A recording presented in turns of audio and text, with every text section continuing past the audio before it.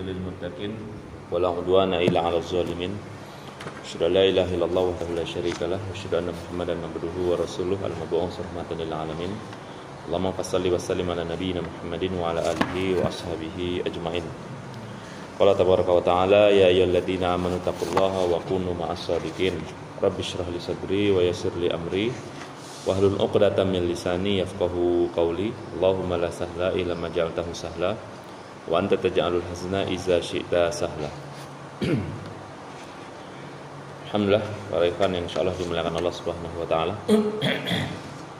Kembali kita bersyukur kepada Allah karena pada kesempatan waktu duha ini kita dapat melanjutkan kajian ilmu kita, membahas kitab yang disusun oleh Ustaz Farid Uqbah, Hidup Hanya Sekali, Jangan Salah Jalan.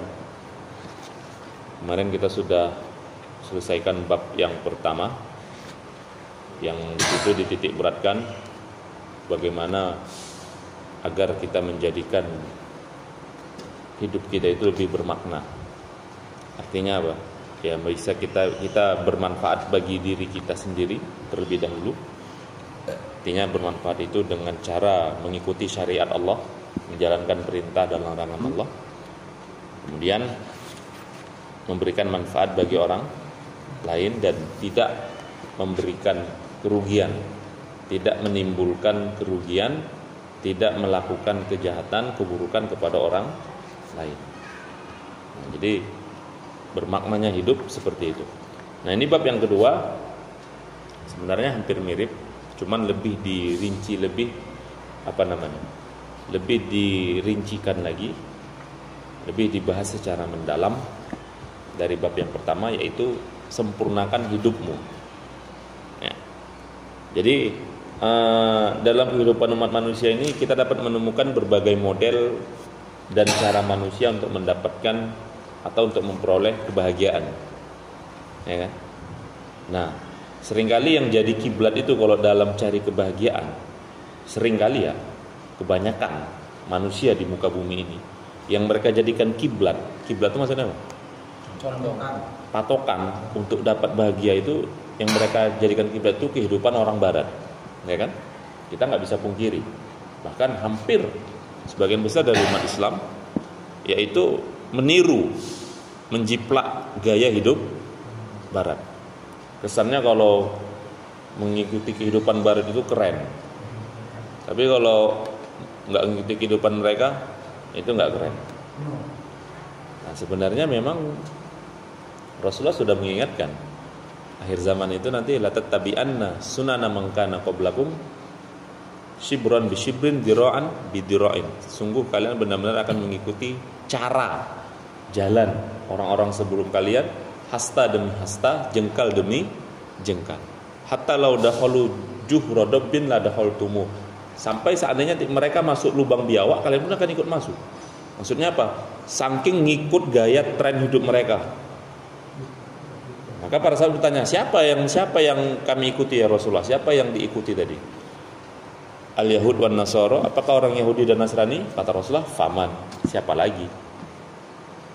Nah, ternyata hari ini terbukti hadis Nabi. Hanya orang-orang yang Allah sayangilah, yang Allah rahmatilah yang kemudian selamat.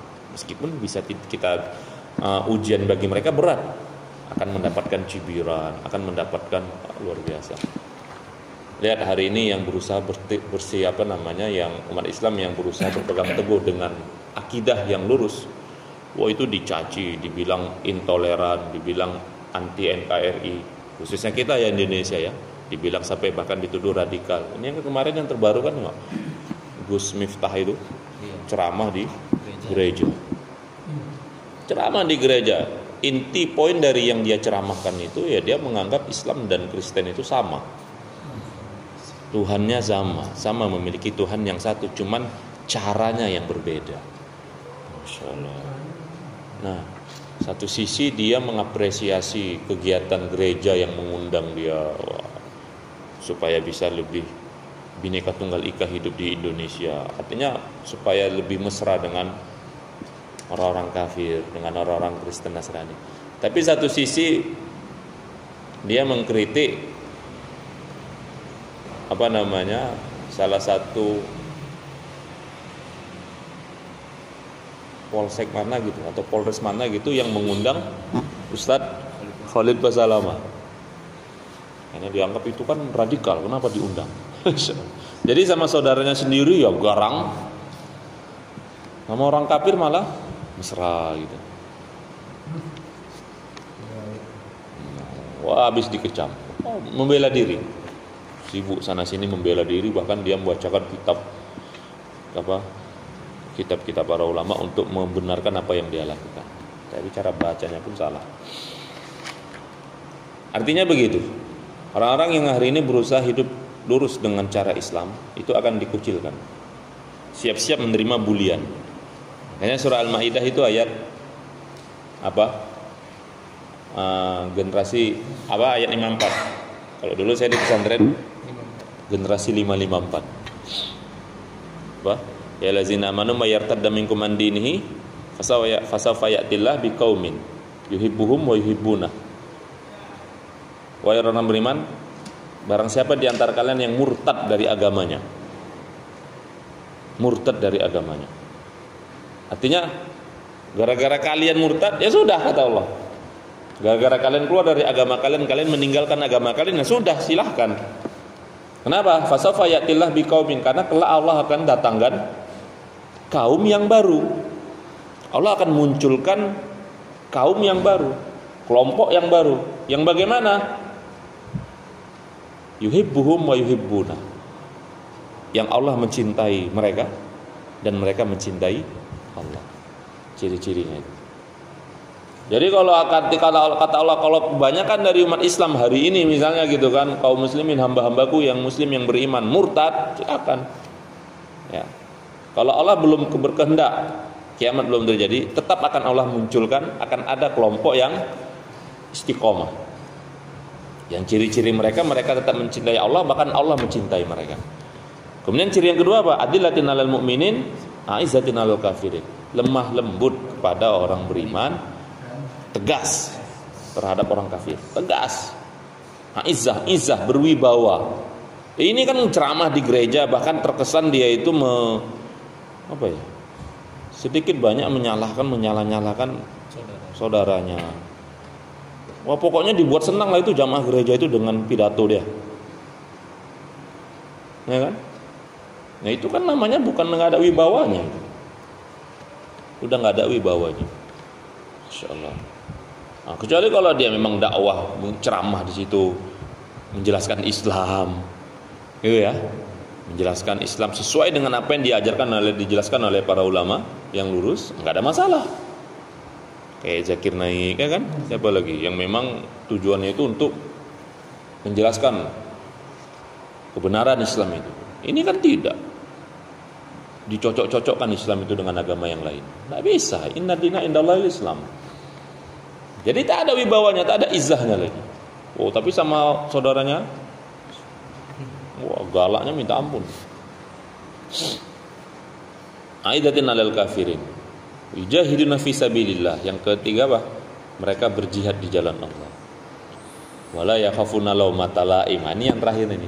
Dan tidak takut celaan orang-orang yang mencela. Jadi kalau kita dibully, dibilang, dituduh radikal, dituduh intoleran, loss gitu loh. Ya, loss, karena memang itu ujian yang akan didapatkan oleh tadi kaum yang Allah gantikan dengan orang-orang yang murtad tadi, yang sudah keluar dari agama ini. Nah, makanya kembali seringkali yang dijadikan patokan itu kiblat itu gaya hidup barat. Yang mana orang barat itu seringkali menjadikan gaya hidup mereka itu yang sifatnya materialistis. Segala sesuatu diukur dengan materi. Bahkan mereka menuhankan uang kan gitu kan. Time is money. Waktu itu adalah uang. Artinya segala sesuatu itu diukur dengan uang. Nah, makanya orang-orang kafir itu ya berbuat sesuka hatinya saja untuk memuaskan syahwat mereka, beli rumah mewah, mobil mewah, gonta-ganti pasangan, gitu kan, judi, rekreasi, macam-macam lah. Nah, makanya model kehidupan barat seperti itu sudah tidak sedikit yang diadopsi oleh kaum muslimin, bahkan di belahan bumi timur. Maksudnya bumi timur mana? Ya Arab, Jazirah Arab sana lah. Itu Dubai itu Dubai itu sampai terkesan gini, apa?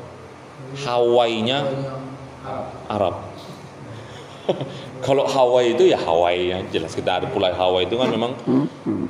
Kalau kita Indonesia apa? Bali. Gitulah ibaratnya. Dubai itu Hawaii-nya Arab. Memang ngeri. Alhamdulillah. Wow, iya. Padahal bangsa Arab Timur. Aduh, sampai seperti itu kan. Jadi keberhasilan para pendahulu kita yang apa? Yang memberikan mewarnai hampir seluruh dunia. Tapi hari ini malah dibalikkan keadaan itu. Malah hari ini dunia didominasi oleh gaya hidup Barat. Kalau dulu dunia didominasi gaya hidup Timur, yang Timur itu identik dengan Islam, gaya hidup Islam yang dibawa oleh Rasulullah, para sahabat dan penerus-penerusnya lewat kekhilafahan. Tapi hari ini sudah dibalikkan keadaan itu. Insyaallah. Makanya ngeri, Pak. Nah, kalau kita paham betul itu ngeri sebenarnya. Membayangkan itu ya Allah. Ya saya sering bilang hari ini kita banyak-banyak istighfar saja. Mudah-mudahan itu pencegah azab Allah. Seakan-akan bumi ini mau diremukkan aja gitu. Sama malaikat mungkin tinggal diremukkan aja udah.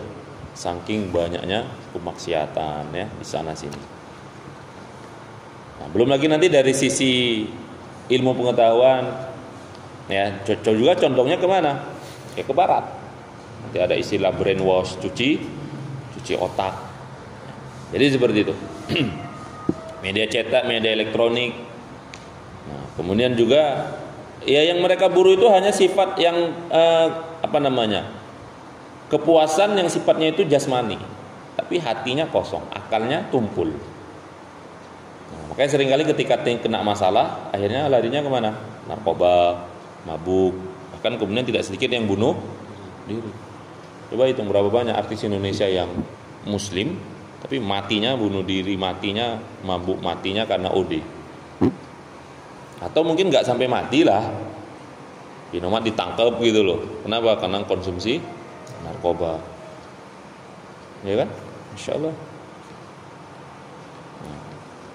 Meskipun kalau kita lihat dalam surat As-Sajdah ayat 21, ya orang kafir itu memang Allah berikan siksaan di dunia, azab di dunia, sebelum nanti Allah berikan azab di akhirat. Walanuziqannahum minal adzabil adna dunal azabil akbar la'allahum yarji'un. Kata Allah, sungguh kami akan merasakan kepada mereka sebagian azab yang dekat, maksudnya azab di dunia, sebelum azab yang lebih besar di akhirat, agar mereka kembali ke jalan yang benar. Masih ada harapan. Allah masih memberikan semoga mereka bisa kembali. Nah, maka yang harus kita pahami kehidupan manusia itu ya. Jadi untuk mendapatkan kesempurnaan hidup tadi, dengan sempurnakan hidupmu ya. Sempurnanya apa? Dengan kebahagiaan, ketenangan ya. Kita harus pahami ada 3 elemen dalam tubuh kita, dalam jiwa kita ini. Yang pertama adalah jasmani, yang kedua akal, yang ketiga kolbu. Kolbu ya, bukan kalbu. Kalau kalbu itu bunggung. Ini kolbu.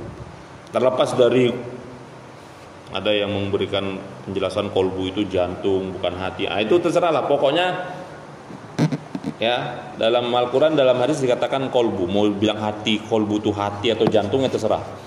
Pokoknya hati itu nanti merupakan pusat atau sumber kebahagiaan.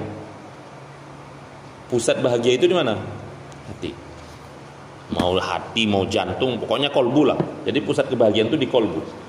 Jadi jasmani, yang pertama itu jasmani, yang dengan jasmani ini kita mengaplikasikan segala sesuatu. Artinya melakukan segala sesuatu kan dengan jasmani, dengan jasad kita, jasmani, jasadiah. Yang kedua akal, yang dengan akal ini bisa membedakan antara hak dan batil, antara yang salah dan benar ya. Dan yang ketiga kolbu, yang di dalamnya terdapat kebahagiaan yang hakiki. Ini kita bahas secara rinci. Di sini dibahas secara rinci. Yang pertama adalah jasmani.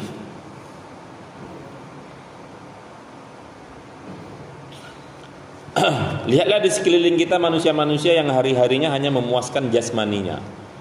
Siapa ini? Mereka yang perhatiannya hanya kepada yang sifatnya fisik. Contohnya apa? Ya, makanan bergizi. Kita makan bergizi itu untuk apa? Supaya apa? Supaya sehat. Suplemen, obat, vitamin, ya kan? Olahraga, istirahat yang cukup, apa lagi? Ya. Cukup gizi, pakaian yang rapi, ya, rambut yang rapi, penampilan. Artinya semua itu sifatnya jasmani. Kita tak bisa pungkiri, kalau bisa saya katakan hampir 70, bahkan mungkin 80% perhatian kita itu fokus pada jasmani, penampilan. Sifatnya itu yang sifatnya jasmani tadi, makan, bagaimana supaya jangan sakit, supaya sehat, supaya kuat. Kemudian penampilan supaya oke, kan gitu kan. Kemudian kendaraan, rumah, itu sifatnya jasmani semua. 70 atau bahkan hampir 80% untuk bahkan tidak sedikit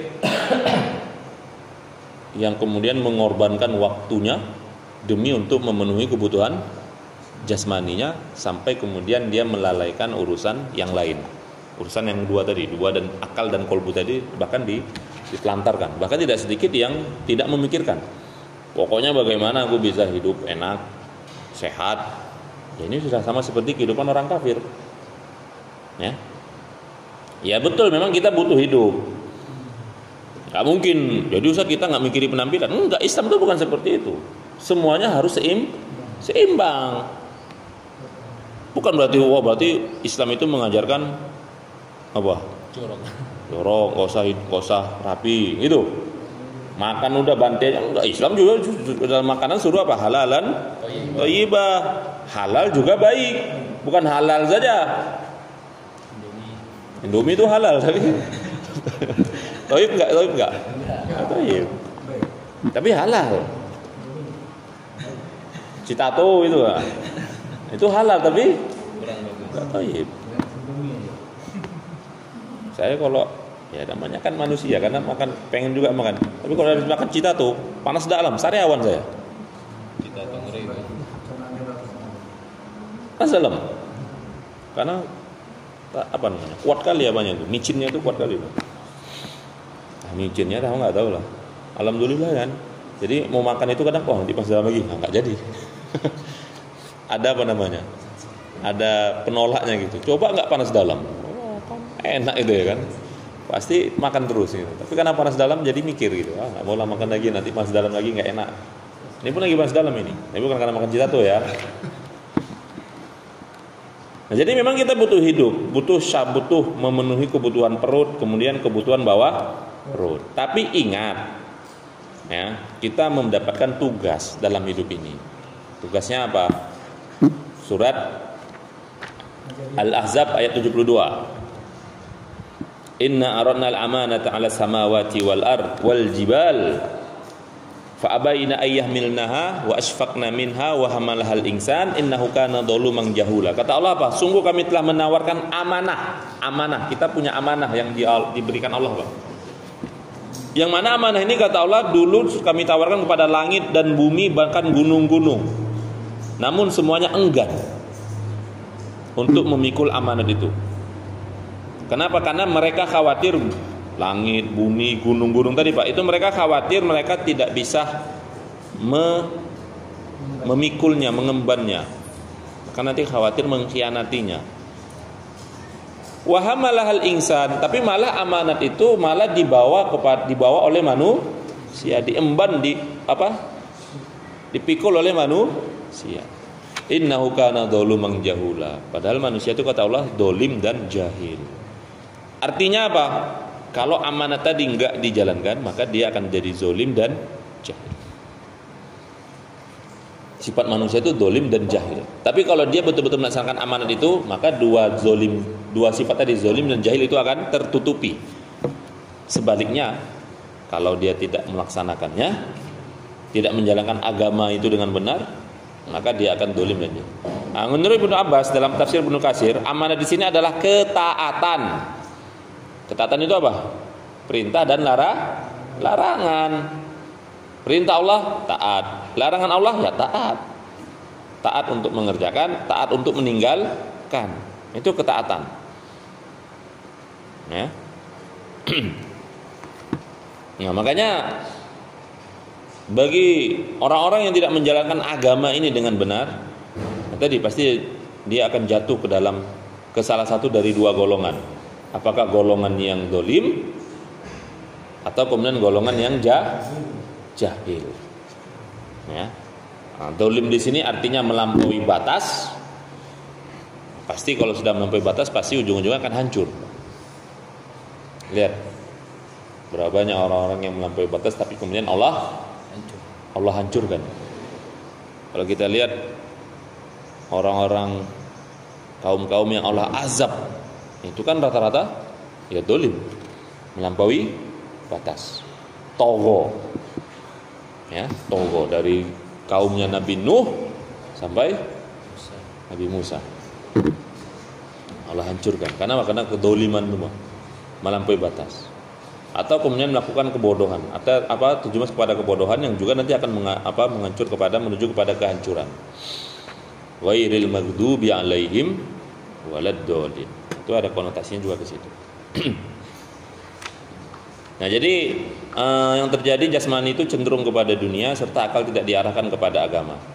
Karenanya seorang muslim dilarang mencari harta yang haram atau dengan cara yang haram, terlebih-lebih digunakan kepada yang haram, karena tadi akan mempengaruhi, Pak. Jadi termasuk memenuhi kebutuhan itu kan termasuk dari kebutuhan jasmani. Termasuk dari kebutuhan jasmani itu adalah kita mencari harta, ya kan? Nah, jadi hartanya harus halal, caranya juga halal, kemudian pengalokasiannya juga halal, artinya dibenarkan oleh syariat. Hartanya halal, carinya juga halal, menghabiskannya yang haram ya sama aja, ya nggak bisa, karena nanti akan berpengaruh. Pengaruh kepada apa? Doanya. Ingat tentang seorang yang menengadahkan lengannya ke langit, ya Rabbu, ya Rabbu, mengatakan ya Allah, ya Allah. Tapi kata Rasulullah, bagaimana Allah akan dengar doanya? Sedangkan makanannya dari yang haram, minumannya dari yang haram, dan dia tumbuh dari yang haram. Ini tentang nanti kalau itu nanti lebih rinci pembahasan tentang apa? Doa tidak tidak diterima dari sesuatu yang haram. Nah, ini kan terjadi hari ini, Kak. Orang udah nggak peduli dari mana dapat harta, apakah dari cara yang halal apa yang haram. Karena Nabi sudah ingatkan, sayati 'alan nas zaman, akan datang ya nanti di tengah-tengah umat manusia satu masa yang mana di masa itu la yubalil mar'u, seseorang tidak peduli min aina akhadal mal, dari mana dia mendapatkan hartanya, amin halal amin haram, apakah dari yang halal atau dari yang haram, pokoknya dapat duit, pokoknya dapat harta, mau halal haram belakangan, sampai keluar apa? Keluar moto yang haram aja susah, yang halal aja susah, yang haram aja susah, apalagi yang halal. Loh, kok sama-sama susah, ya bagusan kamu cari yang halal gitu loh. Ini kan pikiran picek ini, yang ingin menghalalkan apa yang dia lakukan saja. Nah, jadi seperti itu. Makanya Allah perintahkan manusia itu, umat Islam itu untuk mencari yang halal-halal. Nah, itu masalah jasmani. Kemudian juga dalam masalah jasmani, memenuhi kebutuhan jasmani itu dalam Islam Allah perintahkan untuk berpuasa, saum kita. Ya, alhamdulillah lagi saum. Ibnu Qayyim mengatakan tujuan berpuasa ada 4. Yang pertama menjaga perut dari minum dan makan, dari makan dan minum. Jadi perut itu jangan selalu dituruti apanya? Keinginannya. Kalau keinginan perut itu apa? Ya makan, minum terus. Ya. Makanya kalau kita tinjau, memang ada hadis sumu tasihu, puasalah kalian akan sehat. Ada dengar itu ya? Kadang bahkan disampaikan nama ustadz di kultum tarawih. Itu hadisnya dhaif. Hadisnya dhaif, enggak apa-apa disampaikan hadisnya dhaif, tapi maknanya, kandungannya benar. Tapi hadisnya itu dhaif. Ya. Hadisnya dhaif. Nah, makanya juga jangan sampai kita niat puasa itu hanya karena ingin sehat. Ya kan? Ya udah, kita dapat apa yang kita ingin, enggak inamal amalu bin niat. Maka niat itu jangan hanya karena kenapa puasa ya, supaya sehat. Kenapa puasa ya? Perintah Allah. Nah, urusan nanti sehat, urusan begini, urusan nikmat lain itu urusannya kedua, ketiga. Urusan pertama itu karena perintah Allah. Karena Allah. Ya, lillah. Nah, tapi memang puasa itu menjadikan kita sehat, Pak.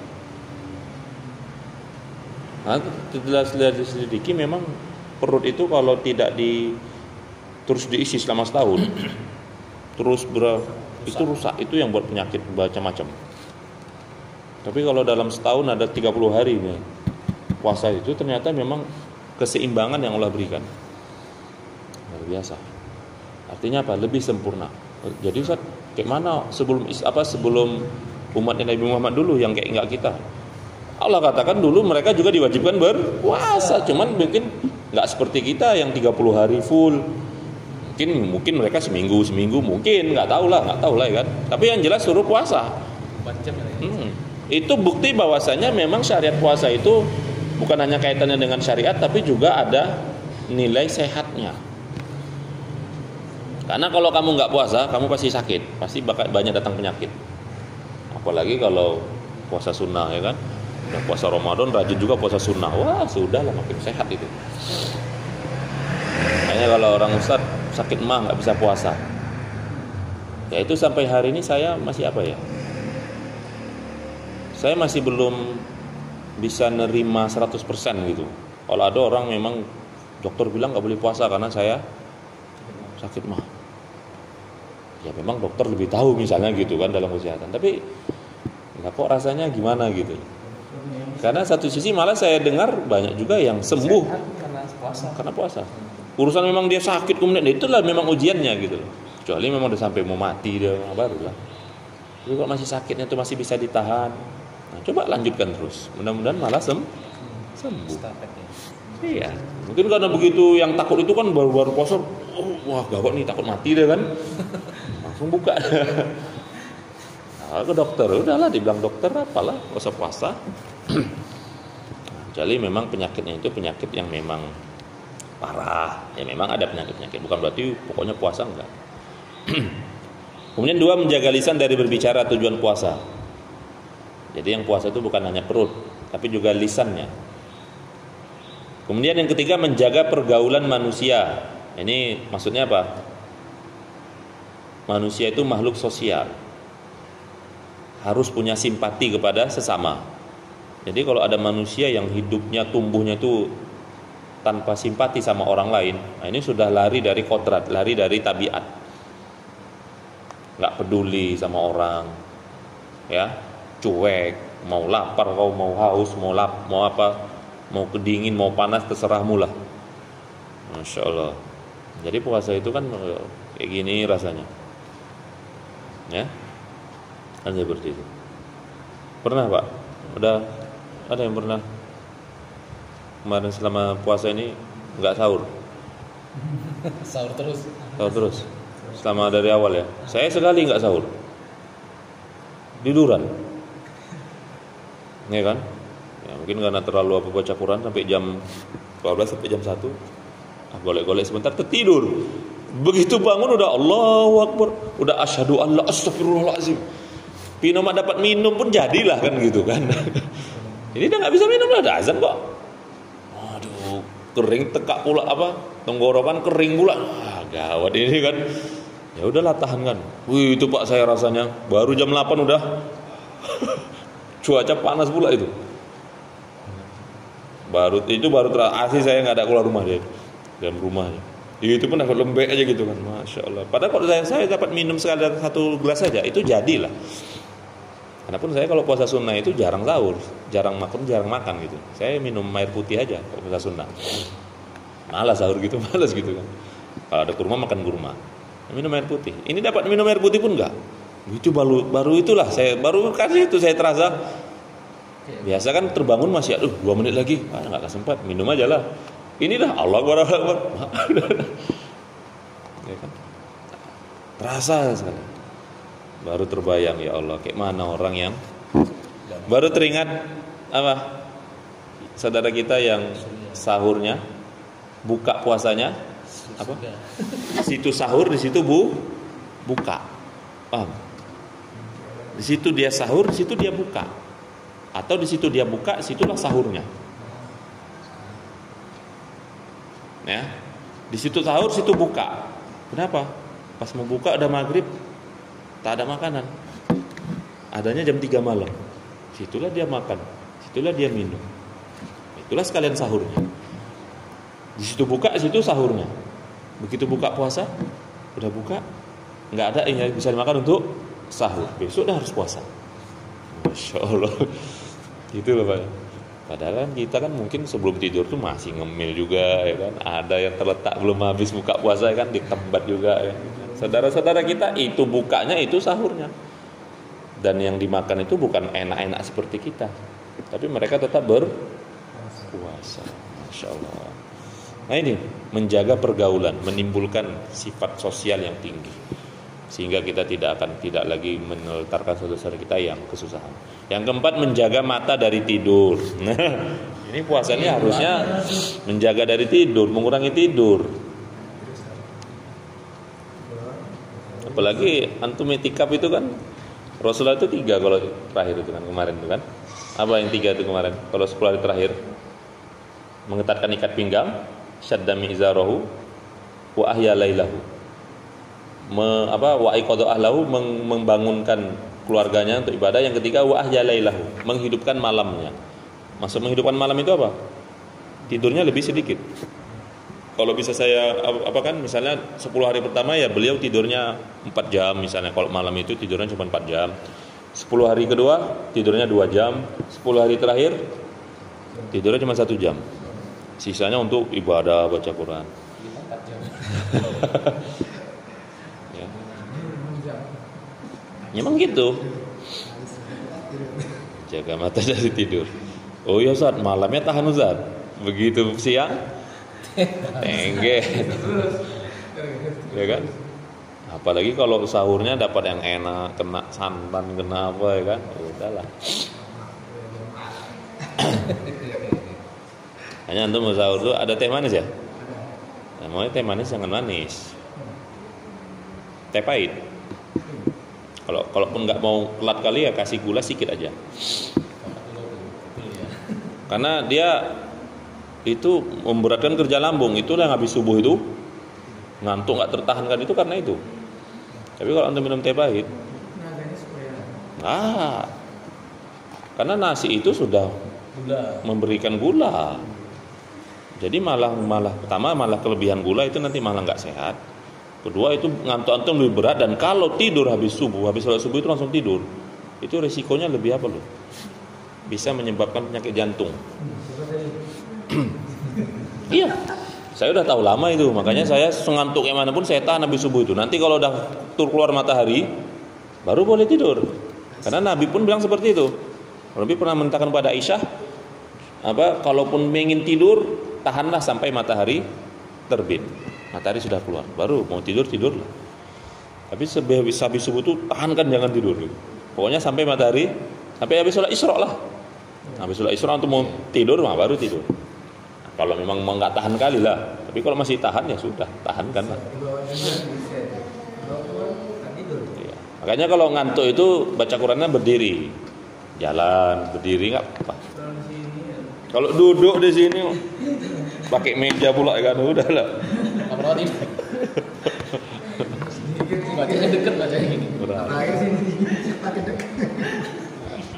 Berat memang. Apalagi kalau di masjid dingin gitu kan.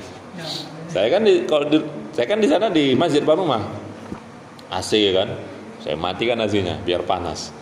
Ya, kalau dingin udahlah tuh. Nah kemudian juga ibadah haji, ya Allah perintahkan ibadah haji. Haji mabrur tandanya 3. Maksudnya tadi syariat yang Allah perintahkan, apa yang Allah perintahkan kepada kita, puasa, sholat, haji, itu ada hikmahnya yang kaitannya dengan unsur jasmani kita. Sholat itu juga bisa menyehatkan itu. Gerakan-gerakan sholat itu ternyata luar biasa. Kalau gerakannya benar, gerakannya sesuai, pas dengan apa yang diajarkan Nabi, luar biasa. Haji, ya kan? Itu kaitannya dengan kesehatan itu luar biasa. Saya pernah baca itu, haji itu ternyata memang minimal seumur hidup sekali itu memang ada unsur kesehatan yang bisa kita dapatkan dari melaksanakan ibadah haji yang itu tidak bisa kita dapatkan dari yang lainnya. Kalau antum bisa haji itu, umroh pun ya mungkin bisa juga lah. Dari apanya? Tawafnya, dari berdesak-desakannya itu ternyata ada unsur kesehatannya di situ. Saya lupa rinciannya bagaimana, tapi yang jelas itu.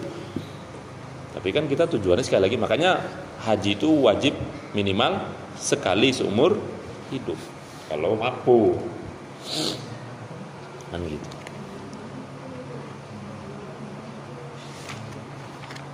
Nah, itu jasmani. Oh, jam 11.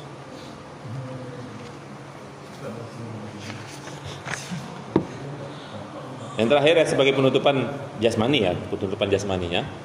Memang Rasulullah bersabda yang sudah sering kita dengar, al-mu'minul qawi khairun wa ahbu ilallah minal mu'minid dhaif. Mukmin yang kuat lebih Allah cintai daripada mukmin yang lemah. Ya, kuat di sini termasuk memang kekuatan jasmani. Tapi bukan itu yang satu-satunya yang dimaksud. Kuat di sini adalah kuat ya, kuat jasmaninya, kuat ilmunya, kuat imannya, kuat ekonominya. Ya kan? Kuat jasmaninya, jasadnya, ilmunya, imannya, ekonomi. Ini 4 kekuatan yang harus dibangun, bukan hanya kekuatan fisik saja. Seperti itu. Makanya kata Umar, kata Rasulullah itu, ajari anak kalian renang, melempar, memanah, mengendarai kuda. Jadi walaupun olahraga yang sesuai dengan diperintahkan oleh syariat.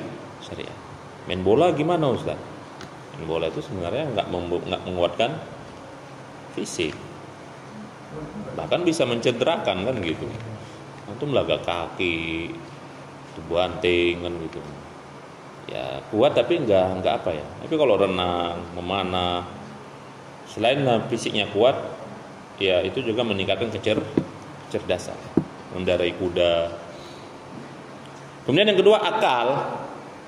Nah, jadi kalau jasmani tadi bisa terpuaskan dengan makan, minum, tidur, rekreasi, lawan jenis, ya, olahraga, makanan yang bergizi, istirahat dan lain-lain.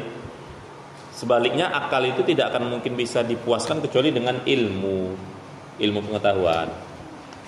Nah, sedangkan ilmu pengetahuan itu kan sangat luas, Pak. Luas. Nah, ilmu itu sendiri kan 2. Pada secara garis besar, ilmu itu kan 2. Ilmu dunia dan ilmu akhirat. Nah, ilmu dunia itu kan berkembang terus, teknologi itu kan berkembang terus. Ilmu teknologi atau ilmu tentang ilmu pengetahuan yang baru lah, tentang pengetahuan alam, pengetahuan sosial, belum nanti ilmu politik, ilmu militer, ya, ilmu ekonomi. Nah, itu kan semuanya ilmu-ilmu duniawi. Ya. Nah,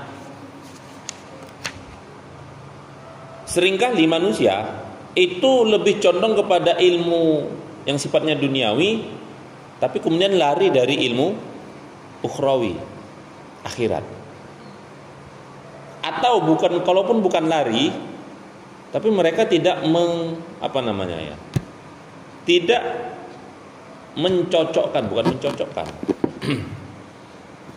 Maksudnya tidak menyandingkan ilmu dunia tadi dengan ilmu akhirat. Contoh. Antum ngerti nggak proses terjadinya hujan? Nggak ngerti ya? Uap ya kan? Nah, itu kan ilmu dunianya, ilmu alamnya kita paham. Oh begitu. Tapi artinya guru-guru di sekolah ngajar IPA misalnya, dia kan mengajarkan tentang pengetahuan alam ini kan. proses terjadinya hujan, proses penyerbukan, bagaimana hewan-hewan itu beradaptasi. Tapi yang disampaikan hanya sifatnya itu pengetahuan alam saja. Tapi nggak diarahkan ke agama. Hujan terjadi. Lihat apa fungsi hujan itu? Menumbuhkan yang mati. Dalam Al-Quran disebutkan begini, sudah ada ternyata. Jadi akal itu semakin puas. Beda kalau orang hanya memahami, oh begitu ya proses terjadinya hujan. Tapi dia tidak sampai kepada agama, tidak sampai kepada Allah lah yang menurunkan hujan itu. Allah lah, kehendak Allah lah yang menjadikan hujan itu ada. Kehendak Allah lah yang menjadikan hujan itu menumbuhkan, menyuburkan. Ini kok ngobrol aja santri. Jangan main, santri kok. Ya. Jadi seperti itu. Nah makanya kalau ilmu alam itu, pengetahuan alam itu disesuaikan dengan, bukan disesuaikan ya, maksudnya dikaitkan nanti dengan ilmu agama, maka akal itu akan lebih terpuaskan. Masya Allah. Akhirnya kita akan merasa begitu luar biasa banyak nikmat Allah yang Allah berikan kepada kita. Hujan, walaupun hujan lebat gitu kan. Tapi manusia gitu, nggak hujan-hujan ngeluh, hujan terus ngeluh juga. Yaman banjir. Masya Allah. Apalagi misalnya hewan, cicak aja Pak yang di sekitar kita. Atau mau kejar cicak, ngapain cicak itu? Cicak itu kalau kita kejar kayak mana deh? Putuskan ya ekornya. Nanti kalau kita belajar ilmu pengetahuan itu, kenapa diputuskan ekornya? Untuk apa? Mengelabui musuh. Ekornya kan gerak-gerak itu. Gak pernah tangkap cicak. Kalau di IPA itu kan dipelajari. Saya kan anak IPA. Itu namanya apa? Apa namanya? Istilahnya itu dulu di IPA itu, biologi itu. Adaptasi, apa? Penadaptasi. Apa namanya? Kamu masih ingat? Kamu tahu? Iya. Oh, Mas Arif. Itu apa namanya? Artinya pertahanan diri dia seperti itu. Tumbuh lagi. Ya kan nanti tumbuh lagi ekornya itu. Tapi kan misalnya dikejar kucing dia, putuskan ekornya. Kucing sibuk ngapain ekornya? Dianya udah lari. Hah? Iya. Coba nanti praktekkan. Nanti ada cicak. Coba antum kalau dapat sampai antum dapat lah, pokoknya tersentuh lah. Pak kok bisa pegang ekornya? Pasti ekornya putus, ekornya gerak-gerak itu. Dia pergi. Dia mengelabui. Jadi kan kalau persangkaan orang kan ketangkep, padahal yang ketangkep ekornya. Nanti ekornya tumbuh lagi.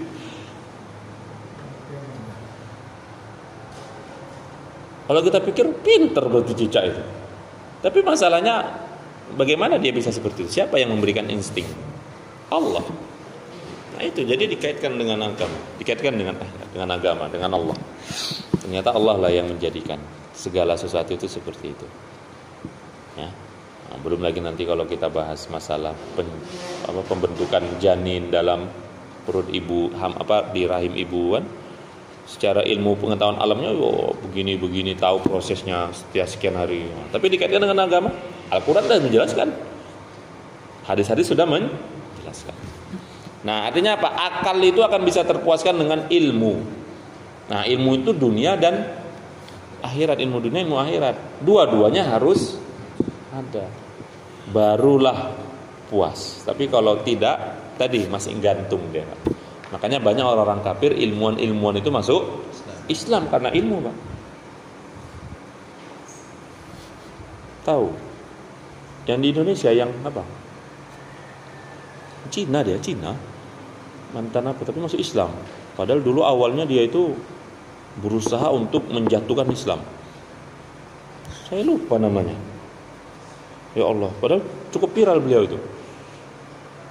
Mirip-mirip Ustaz Felix dia. Mukanya itu mirip Ustaz Felix, bang, Cina kan? Tapi saya lupa namanya. Nanti kalau ingat. Apa kata dia? Dia ceritakan masa lalu dia lah, bagaimana dia kan sekarang sudah mu'alaf, sudah Islam. Bahkan luar biasa pemahamannya. Tapi dia menceritakan masa lalu dulu saya itu benci sekali sama Islam. Dia baca Al-Quran, Pak, baca terjemahnya lah, hatam sampai 3 kali, diulang-ulang. Tujuannya apa? Untuk mencari kelemahan. Tujuan untuk mencari kelemahan. Makanya kalau kita kenal istilah orientalis itu kan mereka orang kafir tapi belajar Islam, tujuannya untuk menghancurkan, melemahkan, mencari mana yang nggak sesuai. Padahal tak ada yang nggak sesuai. Bahkan jangan heran orientalis itu hafal Quran. Seperti siapa? Anne siapa itu? Yang pernah saya sampaikan itu kan? Dia hafal Quran, hafal kitab Sahih Bukhari, Sahih Muslim. Di Aceh. Ya, yang bertemu dengan Habib apa itu? Di pesawat, seorang perempuan. Anne apa namanya? Udah mati orangnya. Ya.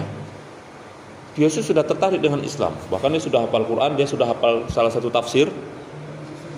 Tapi masih Islam sampai akhir hayatnya. Tapi dia tertarik dengan Islam, tapi itulah hidayah. Kita hafal Quran aja enggak gitu kan. Tafsir pun enggak tahu. Kitab hadis pun tak ada yang kita hafal. Tapi Allah berikan kita hidayah Islam. Padahal dia tadi hafal Quran. Itulah hidayah gitu kan. Ya. Nah, makanya banyak orang yang menjatuhkan Islam lewat ilmu pengetahuan, orang kafir, tapi kemudian malah mereka nyantol. Wah, dibacanya Al-Quran itu kan, karena Al-Quran ada dibilang lautan yang tidak bersatu, terpisah, tawar dan asin itu terpisah. Kata dia, ini nggak mungkin ini kena ini Al-Quran ini. Oh, bisa saya jadikan sebagai senjata untuk menghancurkan, untuk menghinakan Islam. Tak taunya baru dia dapat itu seneng deh, bukanya YouTube. Rupanya memang ada. Artinya apa? Setiap dia menemukan pengetahuan alam yang dijelaskan sama Quran yang menurut dia nggak masuk akal, ternyata itu sudah ditemukan semua. 3 kali akhirnya dia nyerah, akhirnya dia masuk Islam. Akhirnya dia, wah ternyata Islam. Yang niatnya tadi ingin apa? Menjatuhkan malah. Itulah hidayah. Lewat pengetahuan, lewat ilmu. Makanya seringkali orang kafir yang masuk Islam itu karena ilmu. Sebaliknya orang Islam yang masuk, yang kafir, yang murtad itu karena apa? Karena bodoh, karena nafsu. Ya kan, ditawari, karena cinta, karena harta, karena tahta. Tuh. Tapi kalau orang kafir masuk Islam seringkali karena ilmu. Nah, itu bedanya itu. Tak ada yang masuk Islam itu yang tak ada yang murtad itu karena pinter, itu nggak ada. Ada sejarahnya karena ada pun paling bohong. Tuh saya bermimpi, saya berjumpa dengan Yesus. Yesus memanggil saya. Bohong dia itu. Setan yang berjumpa dalam mimpi itu. Ya. Kayak siapa itu? Lukman Sardi itu kan gitu. Asmiranda. Ya, nah itu akal. Kemudian yang terakhir kolbu.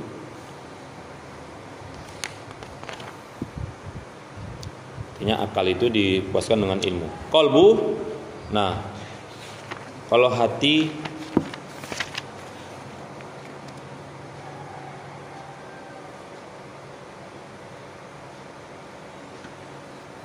jadi jasmani akal.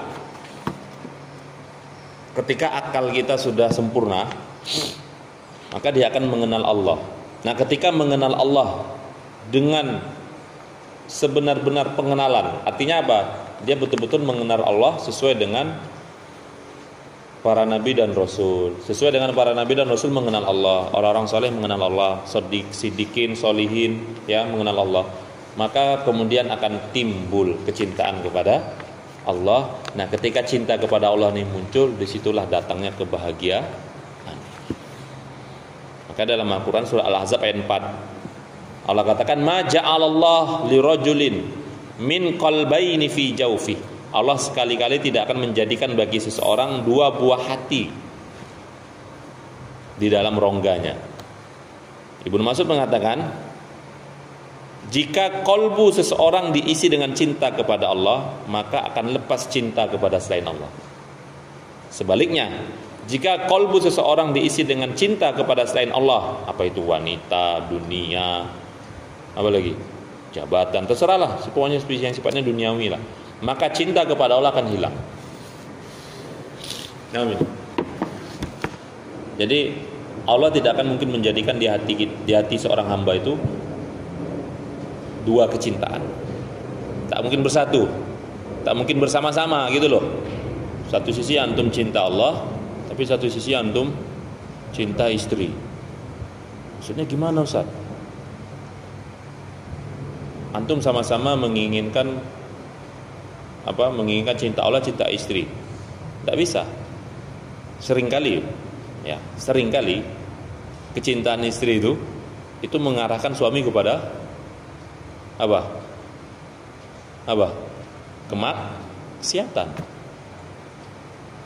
Pinomat kelalaian, minimal kelalaian. Minimal hal yang sia-sia. Kecuali kalau yang diperintahkan istrinya itu memang hal yang diperintahkan syariat, ya bagus. Makanya seorang muslim itu harus membangun cintanya karena Allah. Jadi kita cinta istri kita itu karena Allah. Jadi enggak kemudian kalau engkau mati bagaimana denganku? Itu apa? Jadi kita itu jangan seperti orang ya orang-orang kafir yang kemudian kalau istrinya mati, kalau suaminya mati kemudian depresi, merasa nggak bisa, aku tak bisa hidup tanpamu. Nah ada itu seperti itu, tak ada. Ya Rasulullah itu kan nama Aisyah itu kan, ya kalau kamu mati, kalau engkau mati duluan, aku urus jenazahmu. Aku yang urus jenazahmu. Kalau aku mati duluan, kamu urus jenazahku. Ya sudah, gak kemudian bagaimana nanti dengan saya? Ya kan? Tidak ada, Pak. Biasa saja gitu loh. Kenapa? Karena cinta Allah yang lebih kita dahulukan. Nah, ada itu. Harta, jabatan. Kemarin saya baca ada salah satu manajer di perusahaan mana gitu, yang kemudian meletakkan jawatannya karena ada aturan perusahaan itu yang mengganggu aktivitas ibadah dia. Padahal udah manajer, tinggalkan ya kira-kira. Masya Allah. Di saat banyak orang yang berusaha mati-matian mendapat jabatan yang tinggi, meskipun dengan melanggar begitu banyak aturan Allah, tapi malah ada yang meninggalkan jabatan yang tinggi karena bertabrakan dengan aturan Allah. Entah kenapa, mungkin gara-gara itu dia akhirnya nggak bisa sholat berjamaah apa gimana gitu, saya lupa. Akhirnya tinggalkan. Masya Allah. Nah, atau yang memang betul-betul ada larangan riba gitu kan. Direktur perusahaan di salah satu Riau, di salah satu daerah di Riau, saya pernah baca. Dia direktur bank BI atau bank apa. Pokoknya gajinya satu bulan tuh 75 juta. Gajian itu berapa sebulan penghasilan? 75 juga. 75 juta gaji dia. Artinya dia tiap bulan itu ya, dia menceritakan ya, tiap bulan saya nunggu gaji. Dengan itu pun dia merasakan kurang. Dengan kebutuhan biaya hidup yang besar. Biasa kok 75 juta itu ya rumahnya pasti nyicil, mobilnya pasti nyicil. Selalunya Pak, orang-orang yang memang penghasilannya dari yang suatu yang haram, itu kehidupannya enggak berkah. Kehidupannya enggak tenang. 75 juta pun Masya Allah, ya kan? Tapi begitu dia memahami, ikut pengajian, ikut lihat-lihat ceramah, mentok, betul-betul mentok, terbuka pikirannya, riba itu haram, resign dia, langsung resign. Dan bukan kebetulan ya, dan memang dia itu ternyata sarjana ekonomi, sarjana pertanian, ya kan? S2 bidang pertanian. Ya udahlah, dia berhenti dari bank, fokus di pertanian. Ya, fokus di pertanian. Ya kita nggak usah bahas, nggak tahu lah entah bagaimana harta dia dari hasil riba itu, tak mungkin diapakannya, nggak tahu. Yang jelas yang saya baca itu dia kemudian ternyata punya lahan, ya kan, punya lahan berapa hektar gitu, ya. Lahan itu digunakannya, dimanfaatkan untuk bertani, kemudian dia kembangkan ilmu pertanian dia sampai akhirnya dia sudah punya lahan itu berhektar-hektar, puluhan hektar, bahkan mungkin ratusan hektar bertani. Kemudian juga dia sebulan sekali itu mengadakan seminar untuk para petani di Riau. Para petani di Riau, dia mengadakan seminar, dialah yang memberikan apa? Pokoknya dana itu semua dari dia, nggak dibebankan sama orang. Dan sekali buat acara seminar itu paling sedikit itu 1 M. Setiap buat acara, dia mengajarkan petani-petani supaya pertanian itu maju. Paling sedikit 1 M. Itu dari dia sendiri. Berarti kita bisa bayangkan berapa penghasilan dia. Dulunya dia ketika masih jadi direktur bank sebulan cuma 75 juta. Begitu dia tinggalkan itu malah sekarang bukan juta-juta lagi, M penghasilan dia. Nah itulah memang kata Allah dalam hadis Ahmad itu kan apa? Tidaklah seseorang meninggalkan sesuatu karena Allah, kecuali Allah akan mengganti dengan yang lebih baik. Ya, lebih baik ini kan maknanya kan dari berbagai sisi. Lebih baik dari di sisi akhirat, jelas. Atau bisa juga dari sisi dunia. Jadi jangan, Ustaz, saya tinggalkan kok sekarang malah makin susah. Ada juga sekarang yang juga dia kerja di bank sudah tinggi. Saya dengar di Medan, kawan paman saya. Ya walaupun dia ikut pengajian salafi lah, ya kan. Tapi begitu paham riba itu haram, gaji dia sebulan 30 juta. Tinggalkannya. Sekarang jualan kerupuk deh. Sekarang jualan kerupuk ya deh. Nah, artinya apa? Ya jangan kemudian kita langsung, karena kan hari ini banyak orang, oke saya tinggalkan, tapi nanti dapat yang lebih hebat ya. Inilah, lebih baik itu jelas sisi Allah lebih baik di akhirat. Di dunia ya urusan Allah lah, terserah Allah lah. Allah mau kasih yang lebih tinggi nilainya urusan, jangan kemudian mana ya Allah, udahlah balik lagi lah Wak. Ada yang kayak gitu Pak, ada yang coba-coba dia. Karena dia merasa malah lebih susah, udah balik lagi lah. Kerja lagi lah di situ. Enggak cukup Ustaz. Masalah banyak loh. Nah ini kan dia nggak paham hadis itu lebih baik itu berarti harus lebih kaya gitu. Enggak. Bisa jadi Allah beri seperti tadi kan yang di Riau tadi kan. Ya karena memang sesuai dia ya kan. Apa namanya? Dia memang S2 pertanian, kemudian dikembangkannya ilmu pertaniannya. Dia bahkan bisa menumbuhkan ibaratnya buah gitu kan, pohon itu ibaratnya buah itu pohon itu berbuah misalnya 3 bulan, dia bisa buat sebulan udah tumbuh buahnya. Cuman itu ilmu pertaniannya itu luar biasa, ya luar biasa penghasilannya. Artinya sesuai dengan ilmu dia, kapasitas dia kan, gitu kan. Tapi ada juga yang berhenti dari kerja bank, sekarang jualan kerupuk. Ya sudah, tapi hatinya, nah itu yang lebih baik. Bukan berarti coba-coba. Nah ya. Nah makanya kecintaan kepada Allah itu tidak bisa diduakan.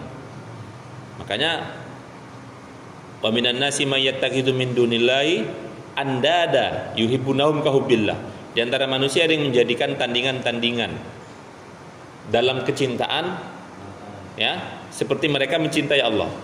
Artinya apa? Enggak bisa nanti Pak, ya nggak bisa kita yang sudah berkeluarga misalnya, nggak bisa antum bilang saya mencintai Allah, saya mencintai istri saya sebagaimana saya mencintai Allah. Nggak bisa. Saya mencintai anak saya sebagaimana saya mencintai Allah. Tidak bisa, beda. Itu nggak bisa, sesuatu yang nggak bisa dibandingkan karena jatuhnya ke ayat tadi. Kenapa? Walladzina amanu asyaddu hubban lillah. Adapun orang beriman itu sangat besar cintanya sama. Berarti apa? Yang lebih besar itu cinta sama istri itu ngekor saja. Selama istri dalam ketaatan kepada Allah, cintalah kita. Tapi kalau istrinya mulai ngeot-ngeot, sentil. Ibaratnya gitulah. Jadi jangan enggak tega Ustaz, saya kan cinta sama istri saya Ustaz. Istri itu maksiat itu. Iya Ustaz. Ya, nasihatin. Tegas, 4 tahap. Enggak tega, saya cinta Ustaz, nanti kalau saya bisa nanti saya gimana Ustaz? Aduh. Ini kalau ada saya mikirin anak Ustaz gitu kan. Ya kalau pertimbangannya masih karena anak masih mending lah ya, masih mending. Tapi kalau saya cinta Ustaz sama dia, saya kagum cinta, ini cinta buta. Cinta yang mengantarkan kepada neraka. Jadi nggak bisa. Jadi cinta sama Allah itu nomor satu. Ya, kalau bertabrakan dengan syariat Allah nggak bisa. Kan gitu. Jadi cinta. Kadang cinta kita itu membutakan kita. Salah satu contoh, antum keluar bawa istri. Istri itu mungkin pakai minyak wangi. Itu kan maksiat. Antum harus tegas. Suruh ganti bajunya lagi, tukar bajunya. Udah tukar, kan gitu kan. Ya, kadang kan perempuan itu alasannya apa pakai minyak wangi?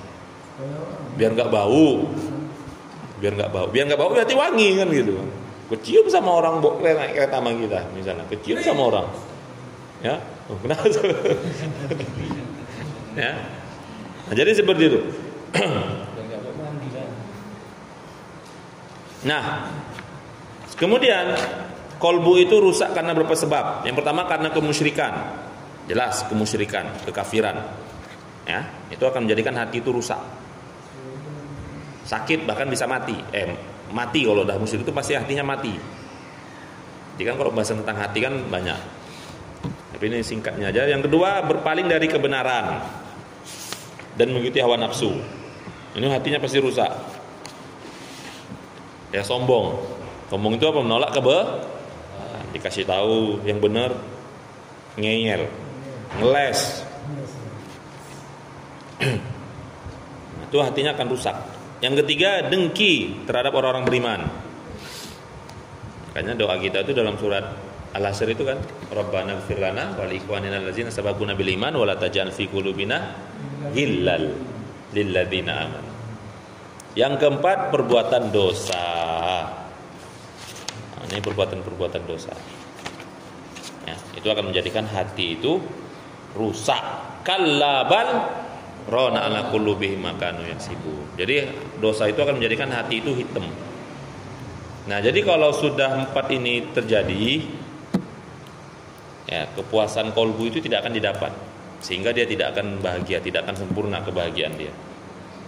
Ya, tidak akan sempurna. Nah, makanya kembali kesimpulannya para ikhwan memuliakan Allah Subhanahu wa taala, ketika jasmani kita tadi sudah terpenuhi dengan berbagai kebutuhannya tadi kan, kemudian juga kebutuhan akal juga terpenuhi dengan ilmu pengetahuan yang disandingkan dengan ilmu agama, ilmu ukhrawi, dan terakhir hati itu juga sudah, kolbunya sudah terpenuhi dengan kecintaan kepada Allah, maka disitulah, ya, kesempurnaan akan didapat. Sempurna dalam hal apa ya?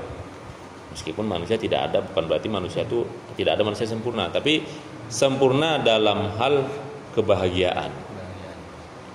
Ya. Apa yang kan pernah seseorang itu ditanya,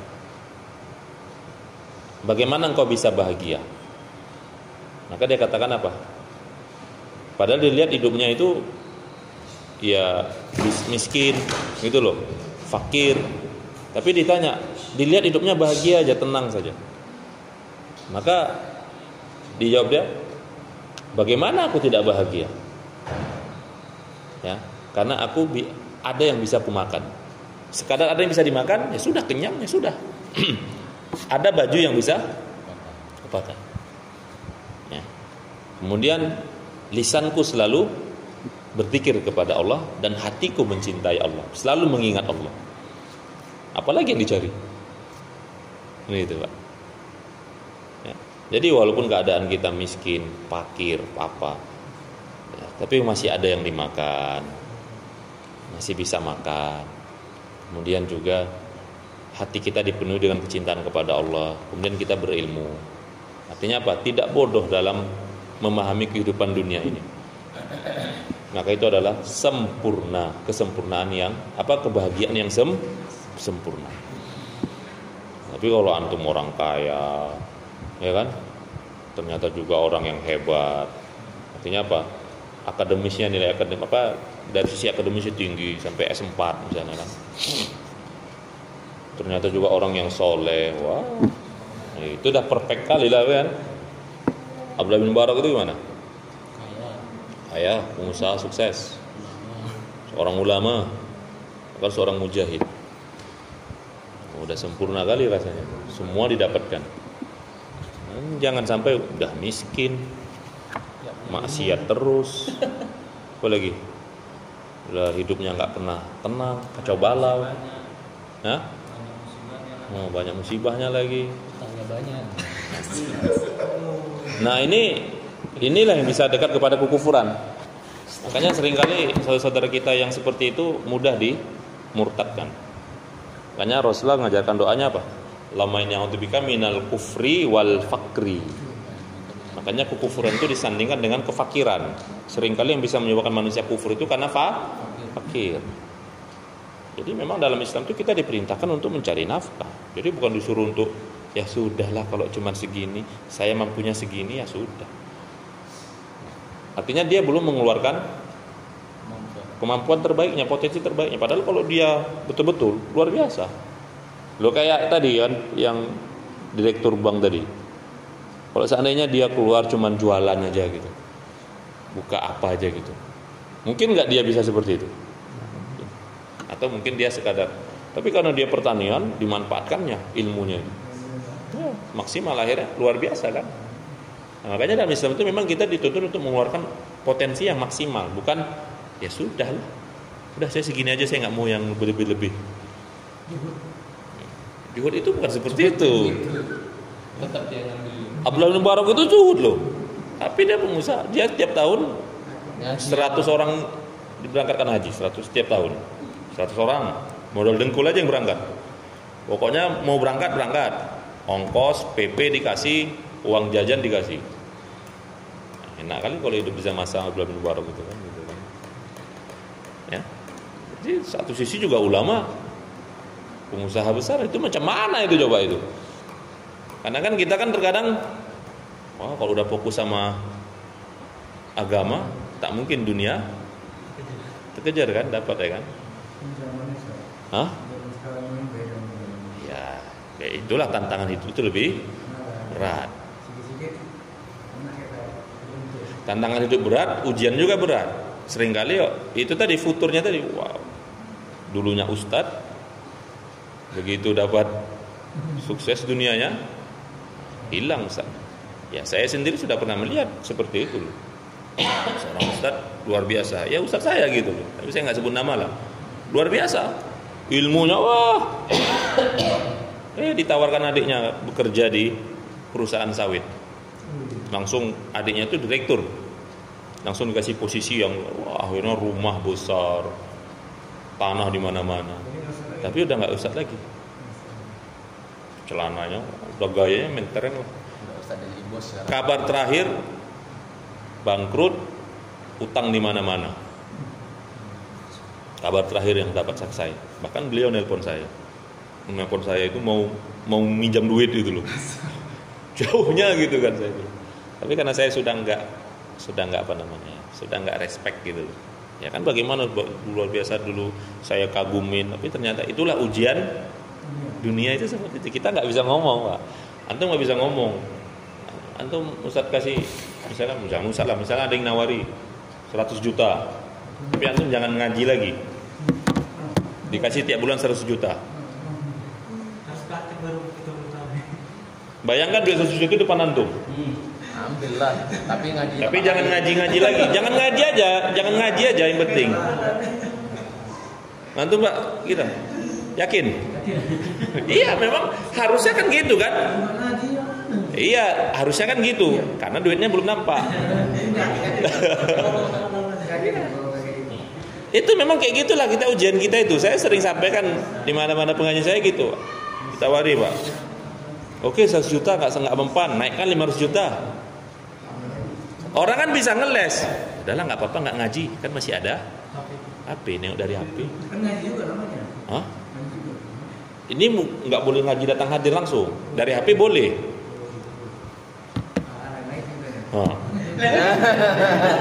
Padahal keutamaan hadir majelis ilmu itu, wah, mau kita tukar dengan 500 juta?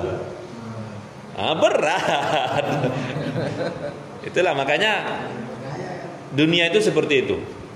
Saya terus terang Pak, saya ditawari dulu begitu tamat tawari, udah ke Malaysia kerja di sini. Saya nggak mau. Maunya ngapain di Medan itu? Mau ngapain kata kakak-kakak saya, abang saya? Ya terserah saya bilang. Kalau mau hidup enak aja saya ke sana. Saya orang sana. Hidup banyak sekali. Jangan salah. Ya, kan? Gitu ya. Paham ya? Insyaallah ya. Nah, makanya sering berdoa ya muqallibal qulub, sabit qalbi ala dinik. Ya muqallibal qulub, sabit qalbi ala taatik. Ya, wahai zat yang membawa balikan hati, tetapkan hatiku di atas agama. Hari ini mungkin hati kita di atas agama. Besok siapa yang tahu? Minggu depan, tahun depan, 5 tahun lagi, 10 tahun lagi. Ya. Saya nggak bisa jamin 10 tahun lagi saya bisa duduk seperti ini. Ngisi pengajian. Ya itu lain gitu kan, faktornya lain. Entah mana sekarang wah, sibuk ngurusin bisnis di sana. Aduh. Itu saya tergambar gitu. Makanya terkadang mau juga fokus gitu, ada kekhawatiran di situ. Ada rasa kekhawatiran takutnya nanti saya nggak bisa balik. Begitu berenang ke seberang, nggak bisa balik lagi gitu loh. Udah males, udah enak, ya kan? Takutnya khawatirnya seperti itu. Makanya kita nggak pernah tahu. Makanya minta sama Allah supaya lebih begitu. Tapi Abdullah bin Barok, beliau bisa kan berhasil. Ternyata kuncinya apa beliau? Salat tahajud. Ya, beliau salat tahajud. Itu kuncinya. Jadi ya, walaupun sudah kaya raya, salat tahajudnya enggak tinggal. Ya. Jadi tetap menjadi seorang ulama, bahkan spesialis hadis beliau kan, bahkan mujahid yang ikhlas, ya, ditutup wajahnya pakai sorban, kayak ninja lah, matanya aja menerobos benteng musuh sendirian.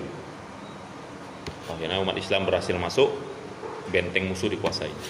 Kata jenderalnya, siapa tadi? Tolong maju, siapa tadi yang menerobos gorong-gorong? Kan masuk dari gorong-gorong. Dari apa? Tahu gorong-gorong? Pembuangan. Benteng itu kan kalau pembuangannya janganlah bayangkan kayak pembuangan kita. Besar. Mobil pun bisa masuk. Dia masuk dari situ naik kuda. Berhasil masuk, kemudian berhasil membuka pintu benteng, akhirnya pasukan Islam bisa masuk dan menguasai benteng. Ditanyalah siapa pahlawannya tadi itu? Ada yang maju, diam aja. Akhirnya ada bubar, didatanginya lah jenderal tadi, dalam kemahnya didatangi. Kalau bukan karena ini perintah dari pemimpin, kata dia, saya tidak akan mau menunjukkan siapa saya. Kamu siapa? Saya adalah orang yang tadi masuk. Dibukanya wajahnya, ternyata Abdullah bin Mubarak, tapi jangan kasih tahu siapapun. Tapi tahu juga ya orangnya. Ya, ada meninggal dikasih tahu lah. Kalau mereka itu kan gitu Pak, ulama dulu kan mereka tersebarnya itu setelah meninggal. Makanya kebaikan orang itu boleh disebarkan setelah dia meninggal. Jangan ketika dia masih hidup jangan disebarkan. Jangan nanti jadi merusak dia nanti. Kalau udah meninggal dia barulah untuk mau sebarkan bagaimanapun sebarkan. Ya. Jadi masih hidup dia sebarkan, nanti dengar dia nanti ujian, jadi ujian nanti berat. Jangan gara-gara pujian kita akhirnya orang ya. Allah alam bisawab. Selesai? Ada pertanyaan?